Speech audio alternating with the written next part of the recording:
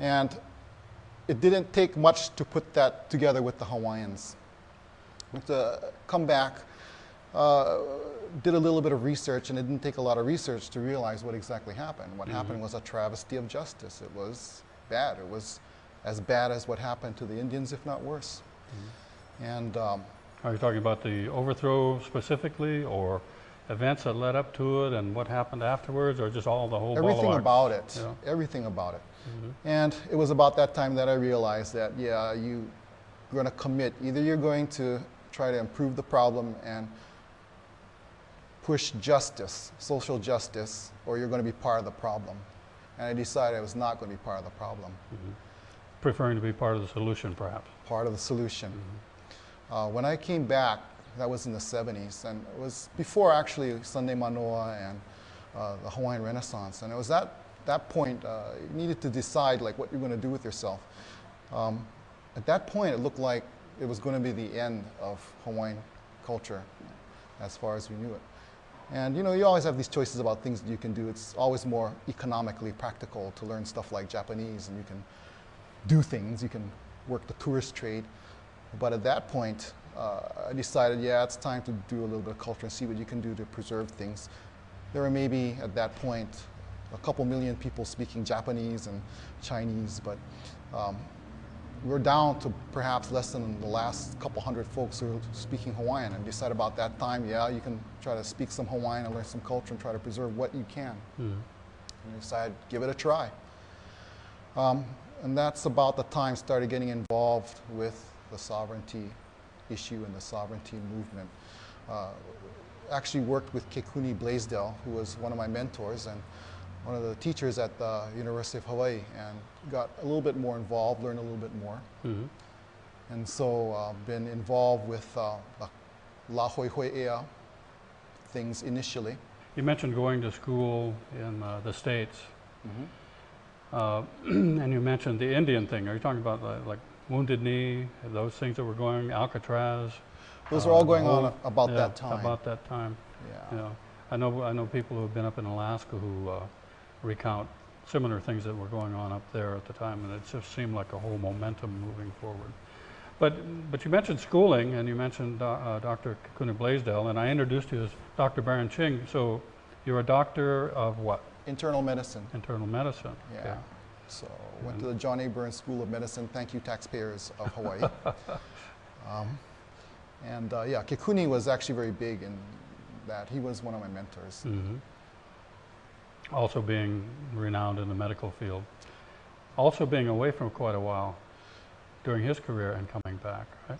And my understanding is that he had to come back and kind of figure things out for himself also. I think it takes sometimes being away and you need to kind of figure out what's going on. See that with a lot of people who leave Hawaii, whether for education or career, whatever, and a lot then return with a different perspective, having been outside again and then returning, and then searching for questions or answers to questions they didn't even know that existed before they left. I think part of the problem is that people who live here are just so engrossed in just surviving that you just don't think about things. You don't think about how this place came to be American.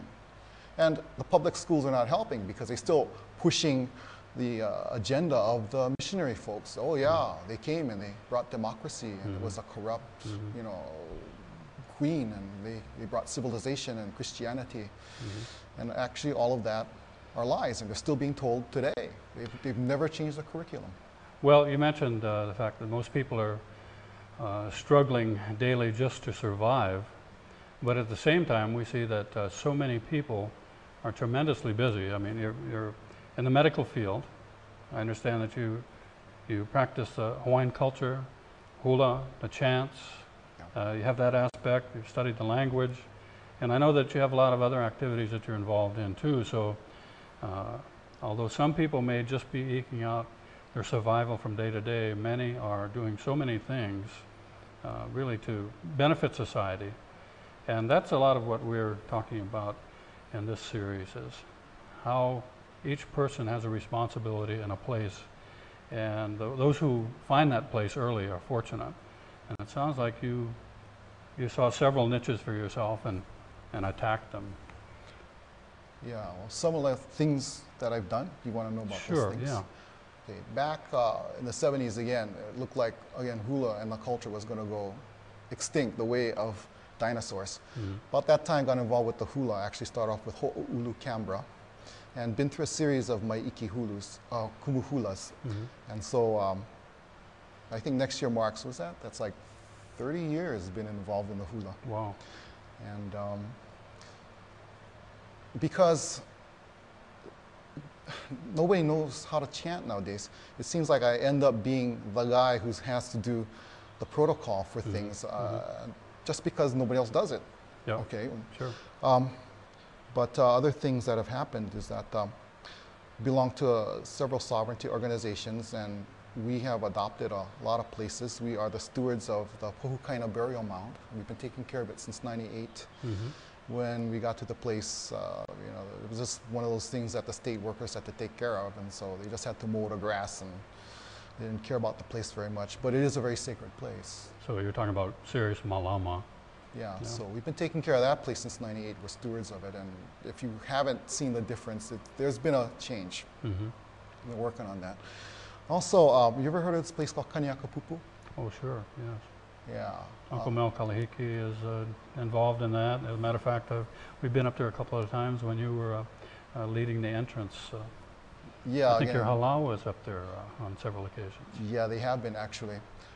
Kaniakapupu is Kamehameha Third Summer Palace, and it's actually one of the few places in Hawaii where something good happened.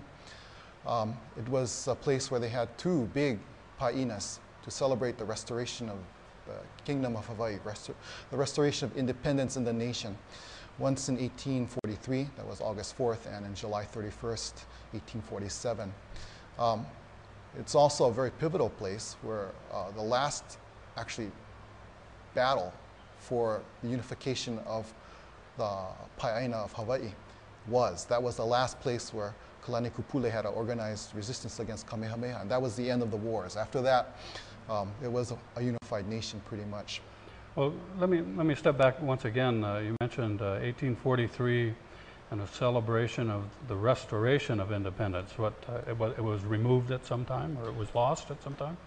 Well, that's a story that could take a whole hour by itself. But well, we don't have that much time. All If right. you could just kind of recap, that piqued my interest when you mentioned that. 1842, the British consul was sued in civil court because he built his property, his house, on other people's property. And they sued him in civil court either for they had to buy the rights for the land or they had to demolish part of his house that was over their property. So he did what any other subject of an empire did. He called for the fleet. And so Lord Captain Paulette of the USS, of the Her Majesty's ship Carrickford sails into Honolulu Harbor and demands an audience with the king, which the king wouldn't do because you don't do that. You don't, if somebody steals a Swedish ambassador's Volvo, you don't sail up the Thames and demand the audience with the queen. You talk to your minister. So anyway, he demanded an audience with Kamehameha III. He refused, and he said, if you don't do it by tomorrow, I'm going to blow up the town of Honolulu. And Kamehameha III says, well, you're asking us to surrender, and he surrendered to superior forces.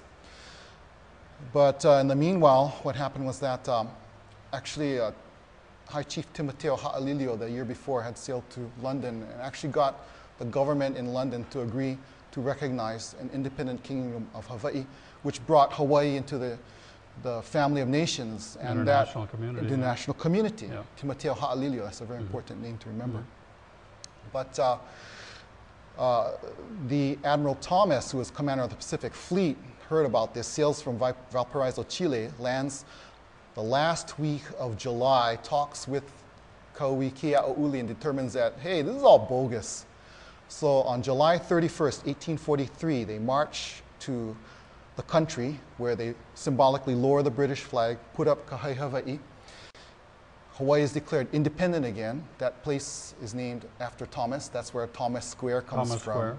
They march back into Honolulu, and from the pulpit of Kauaiaha'o, Kauai Kea'auli says, "Ua mau ke ea o ka aina I ka pono," which is not the life of the land is preserved in righteousness, because ea is not life, ola is life. Ea is independence. The motto really says the independence and the sovereignty of the land is preserved in righteousness.